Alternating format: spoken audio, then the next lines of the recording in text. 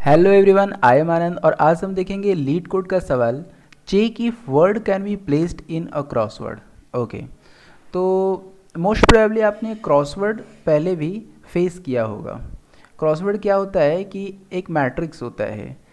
अब यहाँ पर जो हमें इनपुट में मैट्रिक्स दी हुई है उसके कुछ सेल्स हैं वो ब्लॉक्ड हैं, जिसे कि इनपुट में हैज से रिप्रेजेंट किया हुआ है, और जो रिमेनिंग सेल्स हैं वो या तो बिल्कुल वॉइड हैं, ओपन हैं, या तो उनमें कोई एक कैरेक्टर पहले से ही प्री ऑक्यूपाइड है। हमें क्या करना है कि इनपुट में इस मैट्रिक्स के साथ जो एक वर्ड दिया हुआ है which is a sequence of character, हमें ये पता करना है कि क्या ये सीक्वेंस ऑफ कैरेक्टर वर्ड किसी तरह से इस क्रॉसवर्ड में फिल किया जा सकता है। फिल करने का रूल ये है कि अगर वो सेल ब्लॉक्ड हो तो हम उसका यूज़ नहीं कर सकते।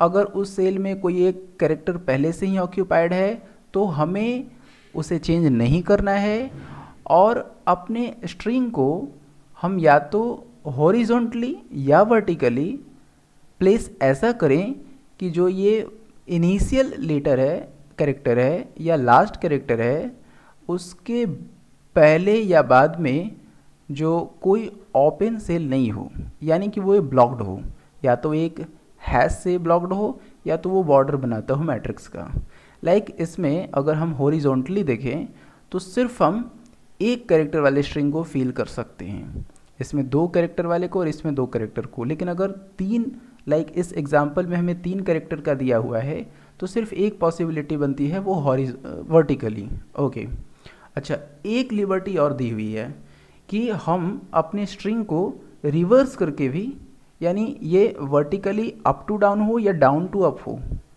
लेफ़्ट टू राइट हो या राइट टू लेफ़्ट हो, ऐसा भी फील कर सकते हैं। तो इससे ये थोड़ा कॉम्प्लिकेटेड होगा। चलिए इससे पहले हम समझने की कोशिश करते हैं।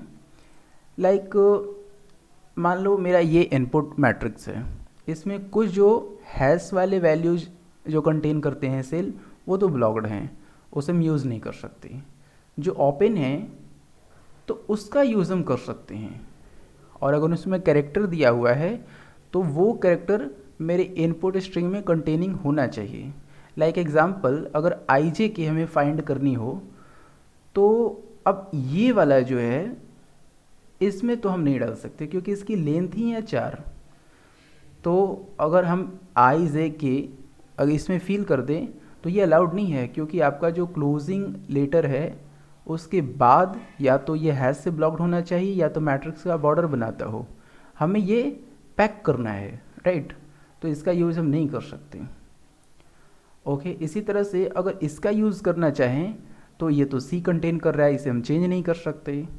तो ये हमारे लिमिटेशंस हैं कि हम ब्लॉक सेल्स को यूज़ नहीं कर सकते, और करेक्टर कंटेनिंग डिफरेंट लेटर और a letter of the value which is already present in input but not at its proper sequence, वो भी हम यूज़ नहीं कर सकते। और तीसरी बात ये कि जो हम vertical sequence of open cells या फिर horizontal sequence of open cells use कर रहे हों, उसकी लेंथ सेम होनी चाहिए मेरे इनपुट सीक्वेंस की। तो इससे हमें एक क्लू दिख रहा है। हम क्या करने वाले हैं कि पहले हम हॉरिजॉन्टली ट्रैवर्स करेंगे, राइट? जैसे अगर पहले रो में ये होना होता तो हमें 3 वॉइड सेल्स तो चाहिए थे, बट ये हो नहीं सकता। दूसरे सेल में भी हॉरिजॉन्टली नहीं होने वाला है, क्योंकि कोई ऐसा सीक्वेंस ऑफ वॉइड सेल्स है ही नहीं जो सिर्फ 3 ओपन सेल्स कंटेन करते हों। ये तीसरे रो में भी नहीं होने वाला। तो इस तरह से हम हॉरिजॉन्टली ट्रैवर्स करके श्योर हो सकते हैं कि क्या वो उस रो में होगा या नहीं होगा। यही काम हम वर्टिकली भी कर सकते हैं, ये। तो इसमें 3 लेंथ तो ज़रूर है, बट हमने पाया कि एक जो करेक्टर है वो मिसमैचिंग है, तो इसका यूज़ नहीं कर सकते। ओके, तो इसे हम एफिशिएंटली कोड कैसे कर सकते हैं इस कंडीशन चेकिंग एल्गोरिदम को, वो हमने कोड से ही समझते हैं। हम क्या करेंगे कि पहले हम रो को ट्रैवर्स करेंगे। अगर हमें कोई ऐसा एक रो मिलता है जहाँ की वॉइड जो सीक्वेंस ऑफ सेल्स हैं वो इक्वल टू इसके लेंथ का हो, तो उसे हम चेक करेंगे कि क्या उसमें फिल किया जा सकता है कि नहीं। ये कैसे हम चेक करेंगे? कोड से समझते हैं। ओके, तो हम क्या करेंगे, हमने क्या किया है कि पहले मैट्रिक्स का number of rose, number of columns हमने ले लिया है और हम ट्रेवर्स करने वाले हैं। पहले इस ब्लॉक में हम हॉरिजॉन्टली ट्रेवर्स कर रहे हैं। हम देखते हैं कि जब तक हमें ये ब्लॉक्ड सेल्स मिल रहे हैं तब तक तो आप बढ़ते जाओ, और जहाँ हमें ओपन मिला, अगर उस रो में कहीं ओपन हो रहा है तो हम एक यहाँ पर स्ट्रिंग इनिशिएट करेंगे, और उसके बाद हम क्या करेंगे कि जब तक हमें कैरेक्टर मिल रहा हो या ओपन मिल रहा हो, वर्ड सेल मिल रहा हो, हम उस कैरेक्टर स्ट्रिंग को कॉन्कैटिनेट करते जाएंगे।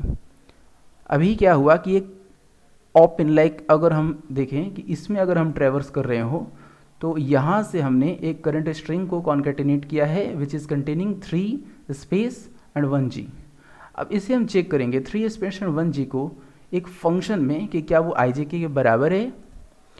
तो इसे हमने उस फंक्शन में भेज दिया है करंट स्ट्रिंग को, और जो हमारा वर्ड है which need to be filled. तो यहाँ हम सीधा क्या कर रहे हैं कि अगर मेरा जो करंट स्ट्रिंग है उसका साइज वर्ड के साइज़ के बराबर ही ना हो, तब तो ये पॉसिबल है ही नहीं इक्वल होने का, तो रिटर्न 0 करेंगे। और अगर ऐसा है कि वो इक्वल है तो हम पहले क्या करते जा रहे हैं कि वो ट्रेवर्स करेंगे पूरी स्ट्रिंग को। अगर वो इक्वल हो गया वर्ड के तो हम ट्रू रिटर्न करेंगे। यह हम इस तरह से कर रहे हैं कि अगर कोई करंट स्ट्रिंग का ith इंडेक्स का जो कैरेक्टर है वो ना तो वर्ड के ith इंडेक्स के कैरेक्टर के बराबर है और वो वाइड भी नहीं है, ओपन भी नहीं है, यानी वो प्री ऑक्यूपाइड है डिफरेंट कैरेक्टर से, तो उस कंडीशन में तो नहीं हो सकता। तो इस तरह से हम पूरे सीक्वेंस को ट्रैवर्स करके वेरीफाई कर लेंगे कि ये पॉसिबल है या नहीं है। अब एक और जो लिबर्टी थी कि हम उसे रिवर्स ऑर्डर में भी कर सकते हैं, तो उसके लिए हमने सिंपली क्या किया है कि अपने करंट स्ट्रिंग को रिवर्स कर दिया और फिर से इसी सीक्वेंस में 0 to n चेक करेंगे कि क्या वो ये फिल किया जा सकता है। तो इस तरीके से हम ये दोनों लिबर्टी वाले कंडीशंस को यूज़ कर ले रहे हैं। अगर इसने इस कंडीशन में भी इक्विवेलेंट नहीं शो किया, रिवर्स वाले ने भी इक्वालिटी नहीं शो की, तो उस कंडीशन में हम फिर फॉल्स रिटर्न करेंगे। तो इस तरह से हमने पहले रो वाइज ट्रेवर्स करके उन सारे वॉइड सेल्स के सीक्वेंसेस को चेक किया है कि उनका लेंथ अगर सेम हो, वो इक्विवेलेंट हो सकते हैं, तो वो ट्रू रिटर्न करेगा। और ट्रू रिटर्न करने पर हम इस फंक्शन के बुल वैल्यू को 1 रिटर्न कर रहे हैं।